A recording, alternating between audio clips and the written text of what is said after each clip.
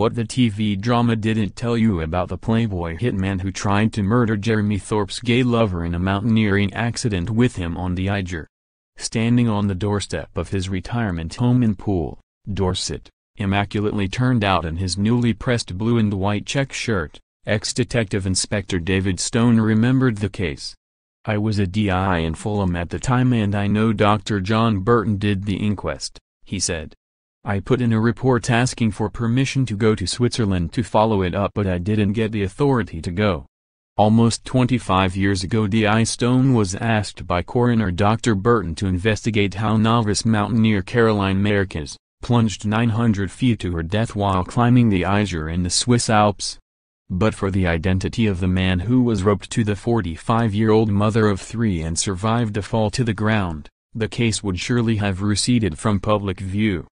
The coroner, after all, said there was no evidence to suggest Mrs. Marquez's death had been anything but an accident. This week, however, the hearing in Hammersmith was back in people's minds because the man who remarkably escaped with minor injuries, Han Redwin, was at the center of the renewed focus on the Jeremy Thorpe affair, one of the greatest political scandals of the last century. Redwin is an alias. He used to be a former airline pilot called Andrew Gino Newton who on the night of October 24, 1975, shot dead a Great Dane called Rinka belonging to one-time male model Norman Scott on Exmoor in Somerset. Newton then turned the Mauser .25 pistol on Scott only for it to jam and then fled. So began a series of extraordinary events that was to see Thorpe, the former leader of the Liberal Party, accused of hiring a hitman to murder Scott, with whom he had been lovers. The extraordinary story of sex, power and corruption has been retold in the BBC drama A Very English Scandal, with Hugh Grant as the brilliant but flawed Thorpe. Newton was jailed for possessing a pistol with intent to endanger human life, claiming at his trial that Norman Scott had tried to blackmail him over a photograph of himself posing naked, and he shot the dog to frighten Scott off. But after his release a year later he dramatically changed his story and went to a newspaper with a very different account of that night on Exmoor. He said he had lied at his trial and that Scott had never blackmailed him. And he declared that he had actually been paid £5,000 by senior Liberal Party supporters to kill Norman Scott, to silence him over the relationship with Jeremy Thorpe. It was this allegation that led to Thorpe's trial at the Old Bailey in 1979 on a charge of conspiracy to murder, with Newton appearing as the chief Crown witness. As we know, Thorpe was cleared after Newton was discredited and described by defense counsel as a creature shaped by his own greed and deception.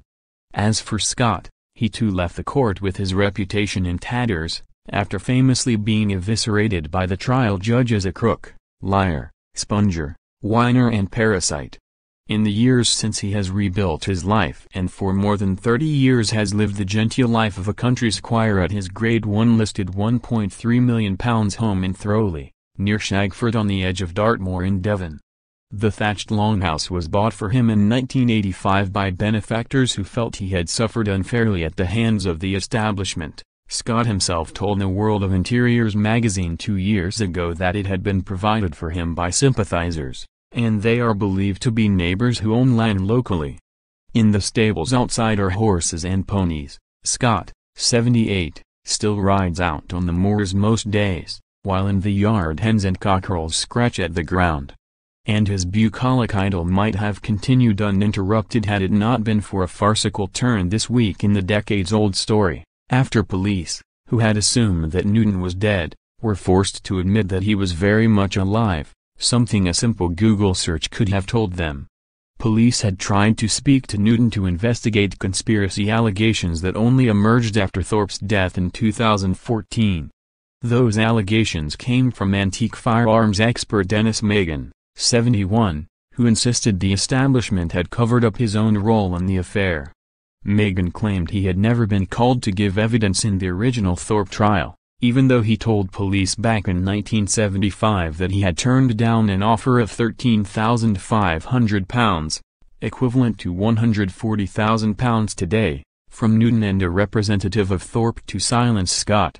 Those allegations led to a fresh police investigation, codenamed Operation Fulham, by Gwent Police in 2016, only for it to be dropped a year later after officers told prosecutors that Newton, the one person who could back up Megan's claims, was dead. Yet only last Saturday, Newton was photographed in a blue shirt and jeans as he returned from the shopping trip. But by the time the police had sent a plainclothes detective to the £500,000 home near Dorking, Surrey, where Newton was living with former medical center nurse Patsy Frankham, 60, he had disappeared. And then, 24 hours later, the investigation was abruptly closed with police saying that they had finally questioned Newton, but he had been unable to shed new light on the matter. A highly amusing farce perhaps, but for the fact that those who were hurt over the death of Caroline Marquez on the Eiger in 1993 are now seeking answers about what they call suspicious circumstances. Caroline's daughter Miranda, who was 18 when her mother died, said she remained convinced that there was more to the death than was revealed at the time. Before police announced they had found and spoken to Newton, she told the Mail, "If he's gone missing, what else is he running from? He's still being protected by government, and that's why my mum's inquest was hushed down, as they didn't want him to come to light then." She goes further, suggesting that the death of her mother happened so suddenly, dramatically and, to her mind, mysteriously that the inquest should be reopened. Back in 1993, D.I. Stone was called in by the coroner after the inquest learned that the rope connecting Mrs. Marquez and Newton had been cut. Police were told by Swiss investigators that the rope was cut by a doctor after the fall. Following the terrible accident, Newton discharged himself from hospital and came back to Britain with slight concussion. 6 days later he wrote his dead lover's parents Basil and Pamela an extraordinary letter. Tapped out on a word processor, the note was delivered by hand in the early hours to their house in Kew, southwest London. In it, Newton declared, "I feel more grief inside me than I have ever experienced in my whole life. I too loved your daughter, my misfortune was to have survived. I would have gladly taken her place, or be with her now. Caroline made a choice. It was to be by my side. The Greek tragedy, and poetry, was that we were forced apart, still tied and roped together. We shared the bond of flowers, the countryside and open air. Nobody was coerced. We did what we did with our eyes open and for each other." The letter gave Caroline's bereaved parents little comfort and no information about what exactly happened on that fateful morning. And Andrew Newton never visited Pamela and Basil after their daughter's death, although against their wishes he attended Caroline's funeral at Mortlake Crematorium, keeping a discreet distance from the family mourners. But what led sensible, respectable, middle-aged Caroline Marquez into the arms of the raffish Thorpe case hitman? After the Thorpe trial, he had returned to live in Chiswick, the suburb where he was brought up. By then he was calling himself Redwin and listing his occupation as pilot. He and Caroline met at the Hogarth Club, a smart fitness center in Chiswick where she worked as a slimming advisor. At the time she was in the middle of divorcing her husband of 18 years, a German street antique dealer. Caroline was enthralled by smooth-talking Redwin, though she must have known some of his secrets. Why else would she insist her 3 daughters, twins Miranda and Claire and Alice 5 years younger, refer to him only as Hogarth? And staff at the health club would hear Caroline referring fondly to her lover as "my little villain."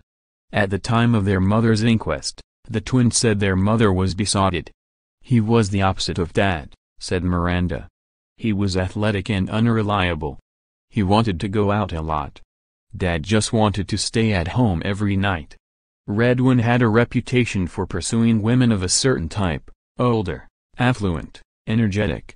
He was said to zero in on them like a guided missile. He specialized in sweeping women off their feet.